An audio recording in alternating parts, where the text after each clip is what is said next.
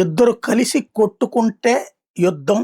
అదే ఒకడొచ్చి మీద పడిపోతే అది దండయాత్ర, దయ్యాగాడి దండయాత్ర అంటూ జూనియర్ ఎన్టీఆర్ సినిమాలో డైలాగ్ ఉంది. ఇప్పుడు ఇరాన్ వెళ్ళి అమెరికా మీద దాడి చేస్తే, అమెరికా వచ్చి ఇరాన్ మీద దాడి చేస్తే యుద్ధం అవుతుంది. అలా కాకుండా అమెరికాని దిగ్బంధించేసింది ఇరాన్ అంటే అది యుద్ధం అవుతుందా, దండయాత్ర అవుతుందా? ఇజ్రాయిలు అమెరికా కలిసి ఇరాన్ మీద దాడి చేసి ఇరాన్ డిఫెండ్ చేసుకునే ప్రయత్నం చేస్తుంది అంతే. యుద్ధమా కాదంటే యుద్ధమే కాదు. ఆపరేషన్ వాళ్ళిద్దరూ చేశారు. తన వాళ్ళని కాపాడుకోలేకపోయిన ఇజ్రాయెల్ ఇప్పుడు వాళ్ళ వారసుడి పేరుతో ప్రస్తుతానికి పరిపాలన నడుస్తుంది ఇప్పుడు.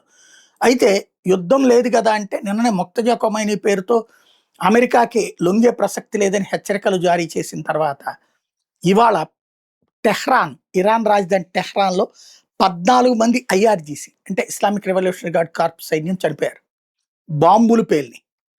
ఇది ఇజ్రాయెల్ గుర్తు తెలియని వ్యక్తులతో చేయించిన దాడి లేదా అమెరికన్ సిఐఏ చేయించిన దాడి అంటుంటే అబ్బెబ్బే అదేం లేదు, మా బాంబులే ఒక దాంట్లోంచి ఒక దానికి తీసుకున్నప్పుడు జరిగిన పేలుడు అన్నటువంటిది ఇరాన్ చెప్పుకొస్తుంది. ఏది నిజం అన్నటువంటిది దేవుడికే తెలియాలి.